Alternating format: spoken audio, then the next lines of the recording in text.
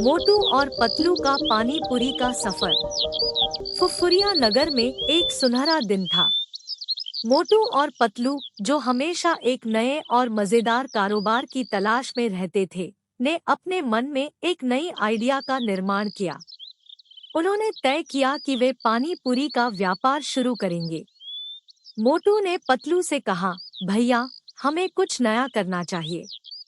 लोग हमेशा चाहते हैं कि कुछ नया हो, तो क्यों ना हम पानी पूरी का व्यापार करें। पतलू हंसते हुए बोले, हाँ, यह तो बहुत ही अच्छा आइडिया है मोटू भैया, हम इसे काम में लेते हैं। इसके बाद दोनों ने मिलकर एक छोटे से ठेले की तैयारी की और पानी पूरी बनाने के लिए सभी सामग्री खरीदी। वे उच्च गुणवत्ता वाले पानी पूरी बनाने का सोच रहे थे, ताकि लोग उनके पास बार बार आकर मजा कर सके। पहले दिन ही उन्होंने अपना ठेला बाजार में लगा दिया। शुरुआत में थोड़ी ही भीड़ आई, लेकिन जैसे ही लोगों ने उनके स्वादिष्ट पानी पूरी का स्वाद चखा, वे हैरान रह गए। मोटू ने कहा, देखा पतलू भैया, हमारी पानी पूरी की बड़ी चाहत हो रही है। पतलू ने मुस्कुराते हुए कहा, हाँ मोटू भैया, इसमें कोई संपादक नहीं है कि हमारी पानी पूरी इतनी स्वादिष्ट क्यों है। इसके बाद उनका पानी पूरी का व्यापार बढ़ते हुए चला गया। लोग उनके ठेले के पास बार बार आने लगे और वह दोस्त हमेशा मुस्कुराते रहते थे। उन्होंने अपने पानी पूरी की विशेषता में और भी नई चीजें जोड़ी, जैसे कि फलों का मिश्रण और खास चटनी। एक दिन एक अमीर व्यापारी ने उनसे मिलने का आग्रह किया। उन्होंने कहा, तुम्हारी पानी पूरी बहुत ही स्वादिष्ट है। मैं एक बड़े शहर में एक खास आयोजन का आयोजन कर रहा हूं और मैं चाहता हूं कि तुम मेरे आयोजन में पानी पूरी की सप्लाई करो।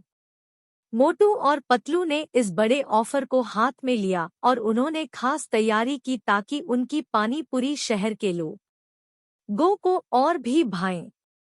आयोजन के दिन लाखों लोग उनकी पानी पूरी का मजा लेने के लिए इकट्ठा हो गए। मोटू और पतलू ने अपने ठेले को सजाकर तैयार बैठे और देखते ही देखते उनका ठेला भी खाली होने लगा। अमीर व्यापारी ने दोनों को धन्यवाद दिया और कहा, तुम्हारी पानी पूरी ने मेरे आयोजन को और भी रोचक बना दिया। मैं तुम्हें और भी बड़े आयोजनों में बुलाऊंगा। मोटू और पतलू ने बड़े उत्साह से हाँ कहा और उनका पानी पूरी का व्यापार और भी बड़ा हो गया। वे अब नगर के बाहर भी अपनी पानी पूरी की शाखाएं खोल रहे थे। एक दिन वे एक जादुई जंगल में चले गए, जहां वे एक जादुई पेड़ की तलाश में थे। जंगल में चलते हुए वे एक हिरन के पीछे पड़े और उन्होंने उसके पीछे जंगल में एक जादुई महल का पता लगाया। महल में वे एक जादुई बक्सा पा गए, जिसमें विभिन्न प्रकार के जादुओं की वस्तुएं थीं। मोटू ने बोला, ये जादुई बक्सा हमारे पानी पूरी व्यापार को और भी रौनक में डाल सकता है। पतलू ने हंसते हुए कहा, हाँ मोटू भैया, इसका इस्तेमाल हमें और भी अद्भुत और नए आइडियाओं के साथ मजबूत कर सकता है। इसके बाद उन्होंने जादुई बक्सा को लेकर वापस नगर की ओर रुख किया।